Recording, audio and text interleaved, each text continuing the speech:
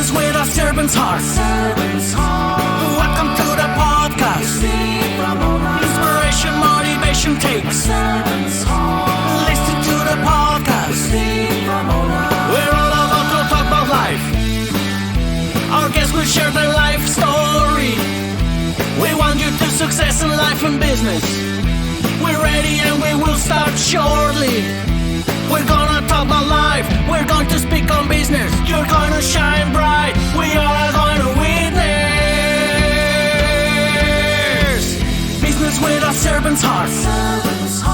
With hosts Steve, Ramona, and Ray. Inspiration, education talks. Listen to the podcast. Steve, Ramona.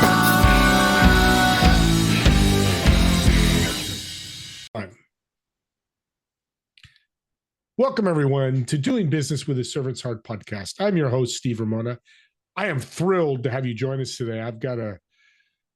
When you talk about a servant's heart, this guy's got the biggest servant's heart I've met. We've only met a couple of times, but the energy that comes from it is just incredible. Now, remember, we dedicate this podcast to exploring the idea of servant's heart in your business, in your life. Imagine doing that every day like I get to do, the impact and difference you get to make and how great you feel. We also are bringing on guests that are going to motivate you, inspire you, and educate you. And we get a ton of inspiration today. And definitely education, especially in entertainment and media. You guys are going to love it. You podcast hosts out there, get a pad and paper out because you want to take notes. Audience, your call to action today, or your homework, I like to call it, is think how you're going to serve yourself and others today, and what impact you're going to create today. Don't wait till tomorrow. Let's do it today. Listen to this great show and then start serving, because I guarantee you're going to feel great. Today's episode is sponsored by our great sponsor, Pantheon Alliance. Join a community of high-income entrepreneurs and business leaders to create a world-changing thought leader platform to grow your business. For more information on that, just reach out to me and I'll get you all the information. Impact media's all over. We now have got podcasts and streaming, and I'm 63. 30 years ago, media was completely different. I'm sure my guest will talk about it, but in a good way. It's not a bad thing. Things always are changing, but are you up on the change? Do you know how to manage this stuff? And I'm learning. I've learned from him and tell you some cool things he's done for me. So let's welcome to the show, Joshua. Joshua, welcome. I'm so honored to be here. I really am, man. I've been really looking forward to this. Thank you. I'm rarely speechless, but thank you. That means a lot to me coming from you, just everything you've done. You have a title, the world's mayor. What the heck? I love it, but tell me what that means. It has nothing to do with me. I'm just the vessel. If you think about what a mayor is supposed to do, not what they actually do now, what they're supposed to do, they're supposed to elevate people into positions of strength. And it's all about positioning for where our areas of greatness. And we all have areas of greatness. And if you strategically set people up for success that way, it makes it a lot easier to achieve bigger goals and bigger missions. And I have a big goal and a big mission. But it's not about me. I'm very fortunate to be able to see people's natural gifting, and I really believe, and as someone who was never put in a position of strength, and how irritating that was, and how counterproductive that seemed. Like, I've always had this mindset of we should be living in a way that allows us to use our natural God-given gifts and talents in a way that blesses other people. Our careers should be shaped through that. Our life and everything that we do should be through that, I believe. I don't believe the God-given gifts that we have are really about us. We're just the vessel. It's a blessing to have those gifts. Yet most people choose the 9-to-5 route and choose the life that they're told to live. And because of that, they rob themselves of the opportunity of getting to use their gifts and talents. So the world's mayor is a mindset. It's always seeking to elevate people around me. It's to put people in positions of strength. I mean, the story of how it all came about is a kind of a long story. But this mentality, I'll give you the short version. I got a home in San Diego and it was a miracle. It was an absolute miracle to get this home in downtown San Diego. Because I had just been homeless. I didn't have any credit and I really didn't have any money. So, but randomly, somehow, by a miracle, got this amazing spot in downtown San Diego.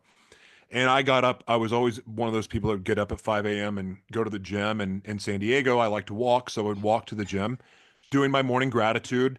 And I was just like, so much gratitude. Like, God, thank you so much. Like, there was so much. And I loved everything about San Diego. And I was just like lit up, with how grateful I was to even be there, to be around people where I was able to really hone my craft. And it was just as a collective and a community, like San Diego was the perfect spot for me to be.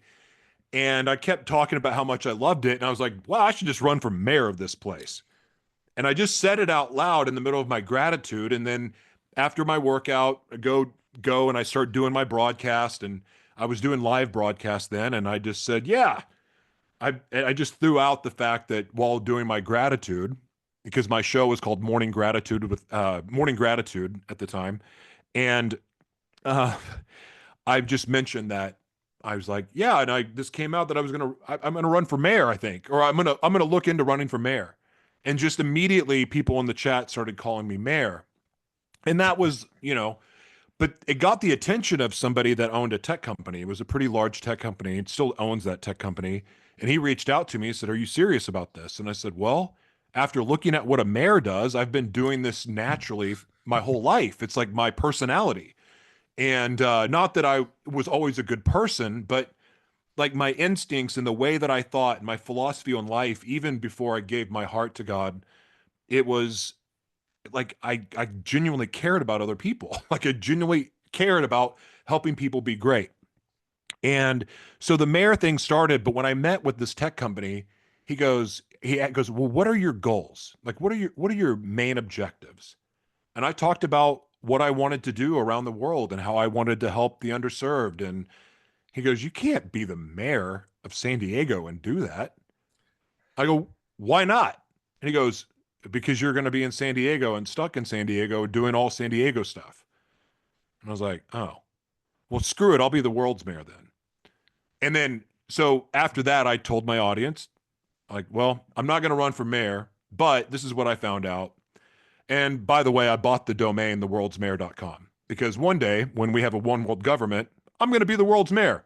And then, but so it was never really a goof, even though I kind of made a goof out of it. But for me, it was something deeper and personal because it symbolized the mission that I had, the mission that became very, very clear after I gave my life to the Lord. And that's what I was going to do. But again, a lot of people thought, well, what kind of ego does this guy have? It was giant. I have a giant ego that has been humbled a lot over the years. But that said, the mindset of the mayor is not only been more entrenched, it's very, very much it's ingrained in my DNA. It's how I live my life. I just seek to elevate others, and that's where my heart is, and so I do that full time. And even though I do have the selfish goal of the United Nations one day giving me the award of the official world's mayor, um, that's just to make it even more real, really, other than owning the domain and having a website. But it's the mindset and it's the philosophy and it's the legacy that I want to leave behind because I want to inspire others to have the world's mayor mindset of seeking to elevate people around them. And not, you talk about servant's heart.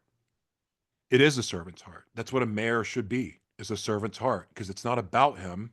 He's just the vessel that gets to position people and elevate them. And that's what I do with my work. Yeah, it's a message. That's what you're doing. The world's mayor is the message to the world. I'm coming armed and strong with serving. Yeah. Let's talk about your tragic event. When I first met, it blew me away and how it changed your life and did different things for you. Talk about that. What happened and how it changed. Wait, which tragic event? The most important one. Wait, tragic? Or giving my life to the Lord? Well, that's a good event. Well, I mean, that was my jail for the 6th time, facing 5 years. Oh, yeah. I've overdosed 6 times and been in jail 6 times and faced prison. But if you're talking about the reason why my head moves this way, is that what you're talking about? Yeah, let's talk about that. But I'm glad you Okay. mentioned those others because I want people to Okay, understand because how there's a successful lot. you are today. You've been through so much, but you're still successful today, and you're still serving. Yeah, that the old my greatest success came through serving. All of my accomplishments. I mean, everything I learned to do what I do came through serving because I didn't have money to pay for courses. I'm so grateful that God. I'm grateful this path was available for me to choose because I had to choose to take this route. Yeah. This is where I've been able to see miracle after miracle after miracle. But I'll fast forward because I mean I have a long story, and the devil inside me tells all the gross, ugly, evil stuff 10 years ago. But in my journey, my hero's journey, my path to purpose, my bearing my cross, my following Jesus path, um, that comes with more challenges than when you are living a life without God. It's kind of something they don't tell you when you surrender your life is that it actually gets tougher. but but it's the path where joy is. It's the path where the promises are fulfilled. And it's the only path worth taking. Challenges be damned.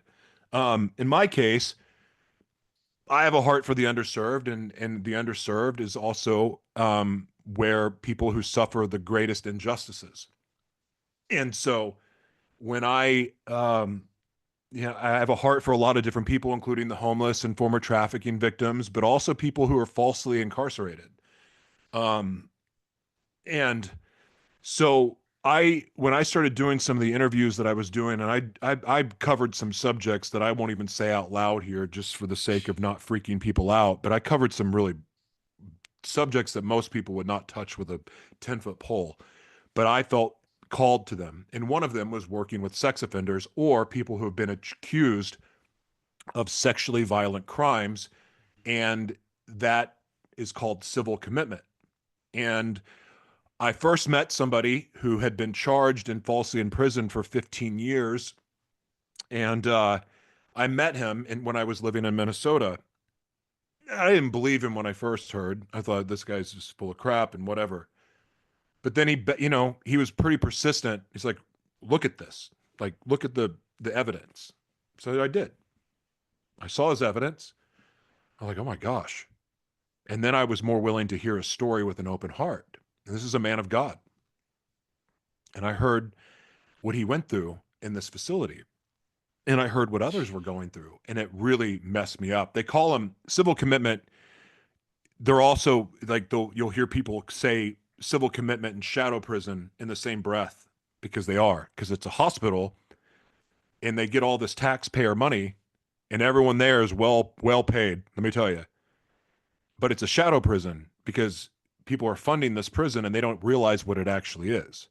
There's no rehabilitation there. If anything, there's torture. So I've done over 40 of these interviews. Like I was so inspired and I kept telling more stories and sharing the family stories. I still do. Like the wives and the girlfriends of some of the prisoners, even whistleblowers. Like I publish their content on my platform so their message gets out. But I had done over 40 of these interviews, and having been sexually abused and physically abused and all those things growing up, I've done the work to heal from the abuse that I dealt with for the most that I knew of anyway. So none of that sexually violent talk, and even hearing, some of these prisoners, they were thrown in prison when they were like 12, 13 years old. Like they got accused for things. They got put in the program at 13 because they had an incident with a 9-year-old or something, but they were duplicating what their parents were doing to them. Like some of these stories are like, you can't just blanket they're a sex offender, let's kill him, because it's not that simple. Because one of the guys that I know, he's been in prison with no formal charges for over 20 years. You know what he did? He slapped his stepdaughter on the butt, like as a goof. He was drunk, not saying he was right. He's never said he was right, ever. He said he was wrong, but he slapped her on the butt and he's been in a shadow prison for 20 years. Never officially charged. So anyway, I've heard all of these awful stories. So I'm like, I'm gonna look, if someone's guilty, they're guilty, but I'm going to share these stories. I'm going to get these out. None of the stories affected me at all until last January. There was a shadow prison in Kansas. The guy's talking to me. You can actually find this episode on my platform. It's the last civil commitment interview I've done myself. But as he's talking about being raped, as he's talking about being raped and forced into prostitution by the guards to cover a drug debt, as he's talking about that, there's a moment you can see on the screen that my head pops back like this. I felt it, but nothing, like I didn't start tremoring right away. I felt weird. After the interview's over, I feel weird, but nothing's like standing out yet. And then Jessica comes home, my partner, and 5 years today. Valentine's Day. Congratulations. Thank you. Yeah. She comes home and I can feel her energy like in the car, which was weird. Like I felt really like something was coming over me and I'm like, what is this? And I didn't understand it at the time. The minute she comes in the door and she starts talking, my head just starts slamming back and then my arms are flying and hitting me. And she thought I was making fun of her. She thought I was mocking her at first. Anyway, long story short, that was the first night we ended up going to the emergency room, and the emergency room was like made it worse. They did a bunch of tests. Everything came back normal. Brain scans came back normal. And so I went home. Situation just kept getting worse and worse and worse. And then went to the hospital. In the hospital, they ran a bunch of tests. I saw every doctor you can imagine. They did everything came back normal. And if you knew my history, there's no reason at all that my blood work should ever come back normal.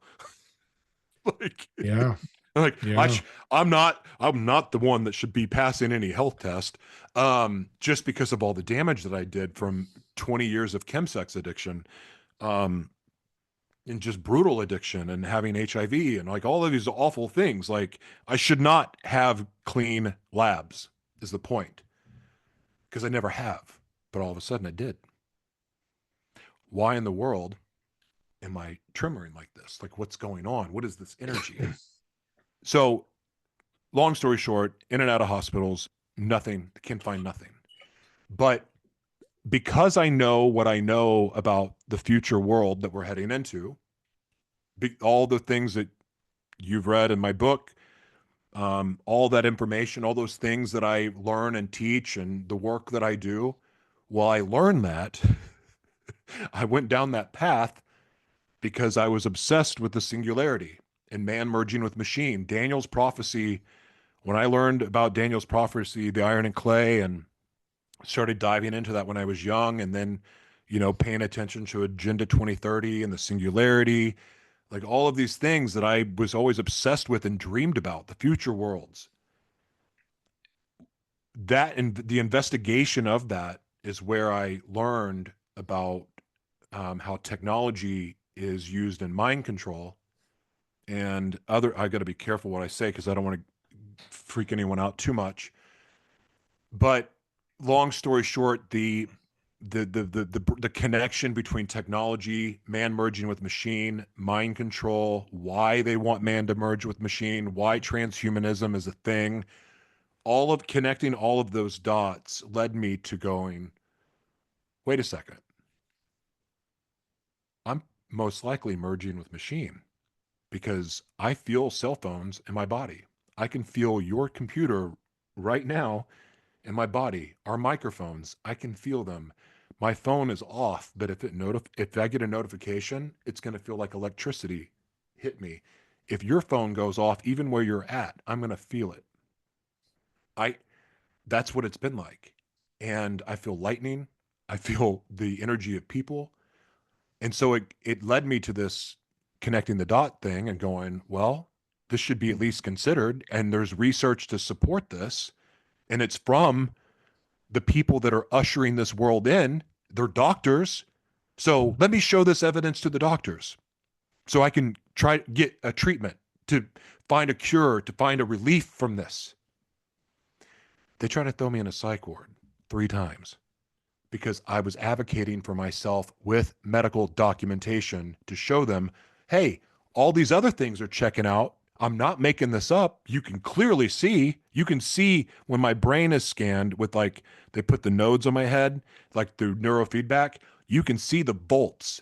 Like when I tremor, you can see the spikes go up.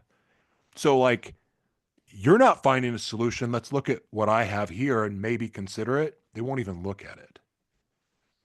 And so for over a year, there's really been no answer. I'm much better than I was. I would say that I'm 95% better than I was, but there's no relief, and I can't find any solutions for it. But I want to say this.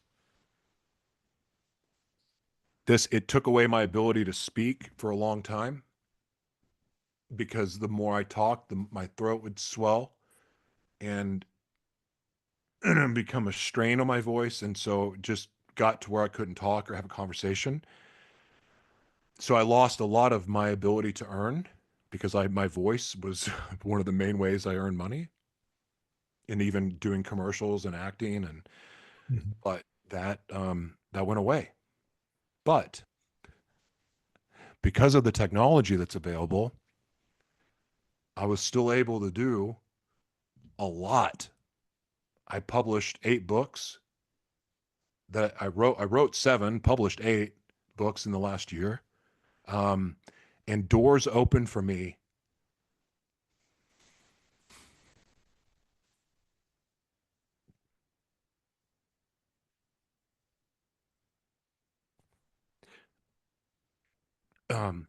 Take your time. When you say, when you people hear the expression, what is it? God makes a way when there seems like there's no way. When people say,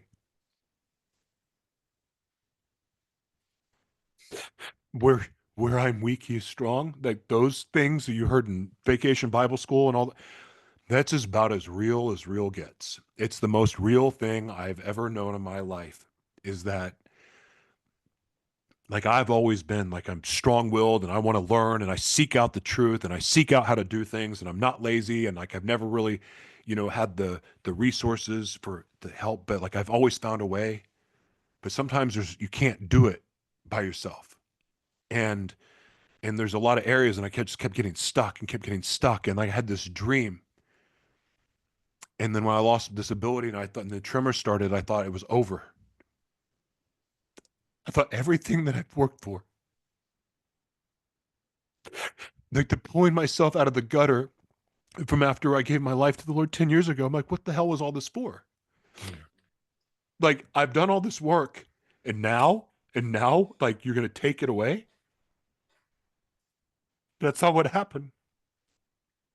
What changed? It just, God stepped in. I mean, I don't look, I'm sorry, I don't know how to say this, but I don't look disabled.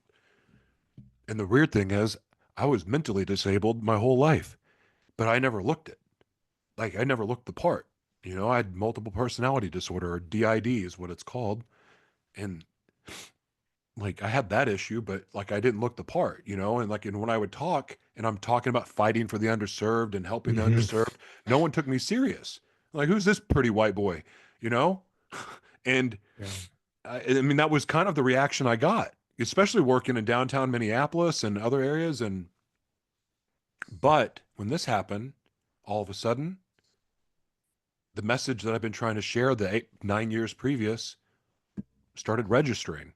People started listening, and opportunities opened up for me that would have never opened up otherwise. So God used it. And the one thing I've learned in my life that is true, that is an absolute truth. Anything we give God, anything we surrender to God, our creator, the most high, anything that we surrender to him, he will use in a way way better than we ever could. And that is what I've experienced so much in this 10-year journey. I don't know why I thought it would be different when the tremor started, but that's where God showed up the biggest for me. in the most profound ways and provided miracle after miracle after miracle. And what I go through sucks. It's not fun, but I truly know the joy of suffering now, the joy in suffering, because I've seen God work miracles that would have never happened any other way. Yeah. No, I appreciate that story. And I am, yeah. Well, we're coming to the end here. What's a piece of advice? And part of the reason I wanted you on here is because you've been through so much. You're coming out the other end, maybe a different person, but you're better. And I can feel that from you. You're better. What's a piece of advice you can give the audience or anybody going through trauma or just life is not going well for them? Well, besides what I just said, because starting with surrender is a big thing. Like giving it to God and just, I mean, even if you don't even believe God exists, there's something really powerful about going, I don't know where you are, if you are even there, but if I surrendered this to you. I mean, like even starting there is a place. Thy will be done is a place to start. Like it's really just start. But here's the thing. The one thing I want to make clear, the bigger piece of crap that you were in your life, I like the more screwed up, the more deviant, the more reckless, and all those things. Yeah, it's a tough healing journey. It's a tough healing journey. I trust me. I know it's tough. And the harder you work at it, it still feels even more difficult. But it also means that there's more for God to use for good. And in the world that we're heading into, this new world, that is a lot of opportunity for you. That's a lot of opportunity. Your story alone, even your journey, even if you're just starting day one, if you're a drug addicted, multiple personality, you know, you're in recovery, you're trying to quit the drugs, but you still have the cravings and you're still a sex addict and you're still all these things and you're still trying to break it, but now your heart is for God and like you want to do something different. Like even starting that with that first step, that intention, and then taking another one the next day, every bit of that can be used. And in the world that we're going into, those stories are going to be rewarded. And I'm not telling you to do this for reward. I'm just saying that storytelling is a big part of this fourth industrial revolution. And people, there's someone literally dying to hear your story, like your story. And it doesn't need to be crazy like mine. It doesn't need to be scary or evil or dark. It could be a simple story about how you raised a child with autism, whatever. But there's someone out there that's dying to hear your story. Like your story can make such a huge difference in their life. And now, because of the media tools that are available, your story can literally be your business model. And those of you who don't have the options of getting employment because you don't have education, you don't have any money, you're mentally ill and not really stable working around other people, I get all that stuff. But because of media, there's opportunity there to use your story in a way that is not just productive and beneficial for other people. It also could be the one career path, maybe the only career path you have. But the good news is that the Creator created us to create, and we're in a creator's economy. And you don't need money to participate in a creator's economy. And if I can ever be of support to anyone and teach you or show you how to do it, I believe that you have my book to give as a free resource. And that book and everything in there is literally how I did it with no money. Because I show people in the book how to do it with no money, a little bit of money, and a lot of money. But I did it with no. My first book, bestseller, 4 countries, no money. Won 10 film festivals with a movie with a movie that we made for no money. If I can do it with no experience, you can do it. And again, you have a purpose. Like you were created for a purpose. And some of your purpose, and as crazy as what it may sound, some of your purpose in life was to go through all the abuse and the trauma because you were the one that was going to set other people free. Such a great and you message. have that opportunity. Such a great message, Joshua. Let's end with a real fun question. So I'm going to reserve a table at a restaurant for you. You're going to sit in one of the chairs. There's going to be 4 chairs. The other 3 empty chairs, who would you invite, dead or alive? Why would you invite them?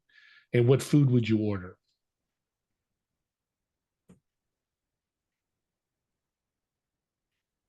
4? Crap.